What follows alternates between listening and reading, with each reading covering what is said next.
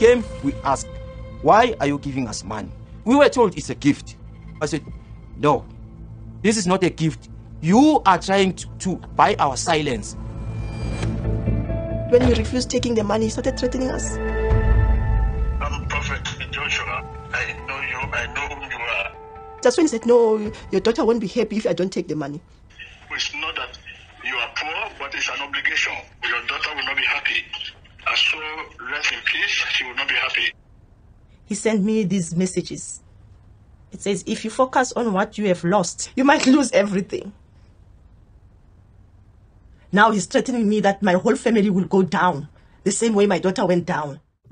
Now, if you're wondering what that was an extract from the BBC documentary about the late Prophet TB Joshua. TB Joshua is or was a prophet from Nigeria. He had one of the biggest churches in Africa, and BBC made an expose about him, and that was filled with he running a cult and also with rape allegations.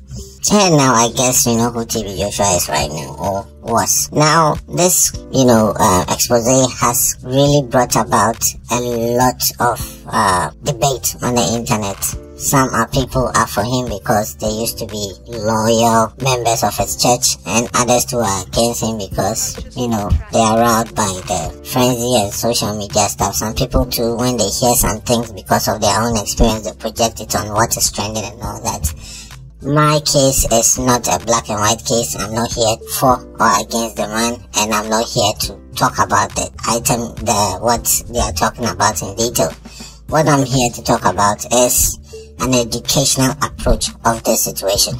Now, if you follow this channel, you already know my favorite book of all time, The Laws of Human Nature by Robert Greene, and I want to make an extract. I want to take an extract, or we look at an extract from the book. So we'll dive into it quickly and give my opinion. So let's look at what the book has to say about this situation. Now, this is what it says about curses and cults. People have a profound need to believe in something, and in the absence of great unifying belief system, this void is easily filled by all kinds of microcauses and cults. We notice that such groups tend not to last very long. Within 10 years, they already seem passé. During their brief existence, their adherents will substitute extreme conviction and hyper-belief for a clear vision of what they are after. For this purpose, enemies are quickly found and are said to be the source of all that is wrong in the world.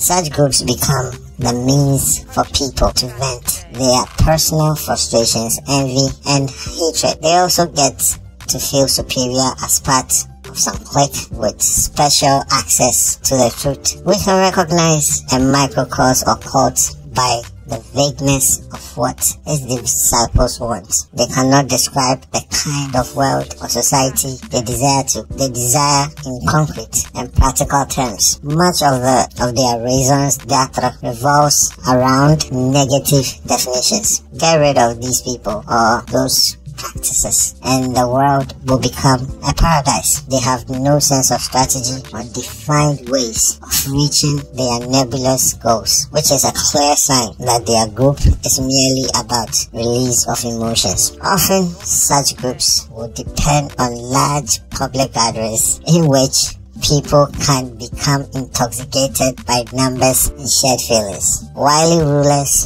throughout history have become this to great effect. People in crowds are highly suggestible. It's true. Through short and simple phrases with lots of repetition, they can be made to chant back slogans and swallow the most absurd and irrational ideas. In a crowd, people can feel relieved of any personal responsibility and which can lead to violence. They feel transported beyond themselves and not so puny. But such enlargement is an illusion. They are actually made smaller by losing their will and their individual voice. Aligning ourselves with a cause can be an important part of our sense of purpose, as it was for Martin Luther King Jr., but it must emerge from an internal process in which we have thought deeply about the subject and are committing ourselves to the cause as part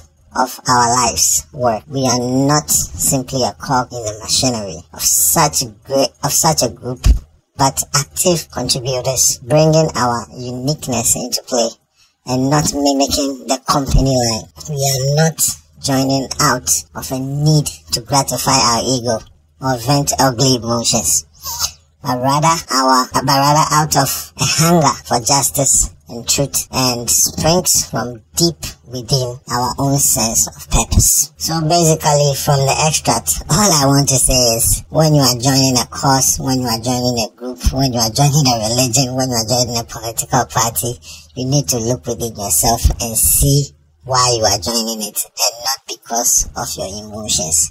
Most of the times, we allow our emotions to drive us, and if we allow our emotions to drive us, we'll make a lot of irrational decisions. Most of the world's problems were caused by irrational decisions made by the emotions.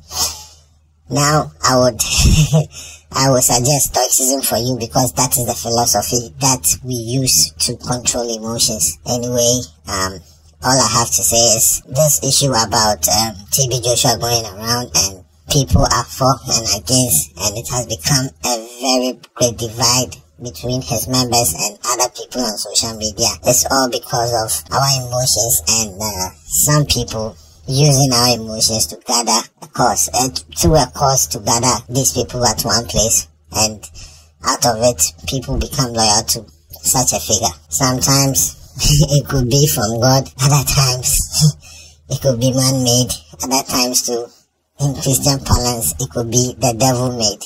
Anyway, as for the truth, maybe we will get out when we die or something like that. But all I have to say is to, look within yourself when you are joining a cause or a church, to know where you want to go with your life, and to know whether you are standing for truth or justice. The name is ADB, and that was my opinion. I'm out dismissing. Hasta la vista. And we say bye-bye.